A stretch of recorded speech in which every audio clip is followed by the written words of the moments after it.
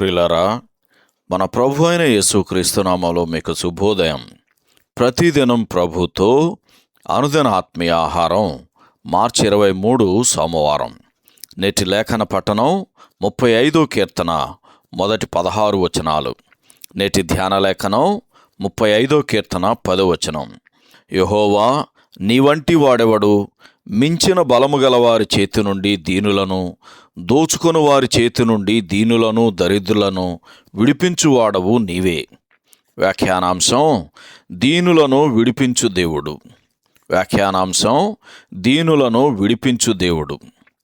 యెహోవా యందు భయభక్తులు గలవారి చుట్టూ ఆయన దూత కావలియుండి వారిని రక్షించును అని 34వ కీర్తన 7వ వచనంలో చదువుతాం.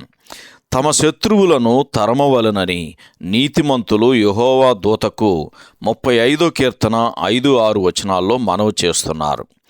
ఓర్పుతోనూ నిరంతరాయమైన కృపతోనూ నిండిన కాలం తర్వాత కృపచూపుట వలన ఎటువంటి ఫలితము లేకపోయినప్పటికీ శేషించిన వారు తమకు తాముగా ప్రతీకారం తీర్చుకోవటానికంటే బదులుగా తమ విడుదల కొరకు దేవుని మీదనే ఆధారపడతారు అని జేఎన్ డార్బీ వ్యాఖ్యానించాడు. యూదులలోని విశ్వసించిన వారు దుష్టులకు విధించబడు తీర్పుతో తప్పకుండా ఈ విడుదల పొందుతారు. క్రైస్తవుల విషయానికొస్తే అన్యాయస్తులను నాశనం చేయటం ద్వారా క్రైస్తవులకు విడుదల కలగదని మనకు తెలుసు. అయితే వారు స్వయంగా ప్రభువును కలుసుకోవటానికి ఎత్తబడటం ద్వారా విడుదల పొందుతారు. క్రైస్తవులు మరియు మారు మనసు పొందని వారు ఎల్లకాలము కలిసి ఉండరు. మన ప్రభువు మేఘముల మీద వచ్చినప్పుడు క్రైస్తవులు భూమి మీద నుండి కొనిపోబడతారు.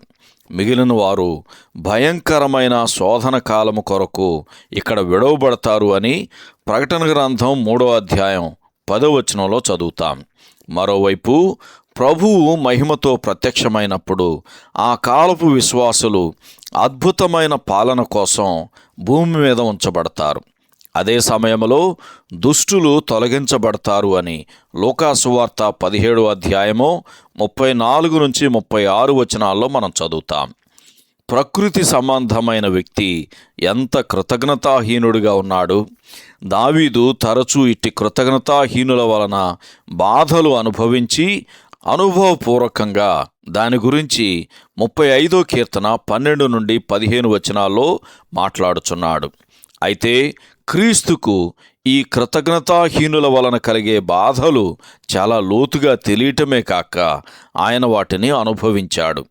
అందుకే 35వ కీర్తన 12వ వచనంలోనూ 109వ కీర్తన 5వ వచనంలోనూ నేను చేసిన మేలునకు ప్రతిగా కీడు చేయుచున్నారు, నేను చూపిన ప్రేమకు ప్రతిగా నా మీద ద్వేషముంచుచున్నారు అని ప్రవచనాత్మకంగా ప్రభు పలికాడు. సహోదరుడు జాన్ కోక్లన్ శుభములతో వందనాలు.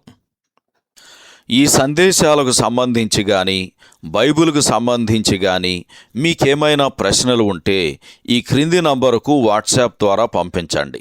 మీ ఆత్మీయ క్షేమాభివృద్ధి కోసం అనుభవజ్ఞుల ద్వారా జవాబులు అందించబడతాయి.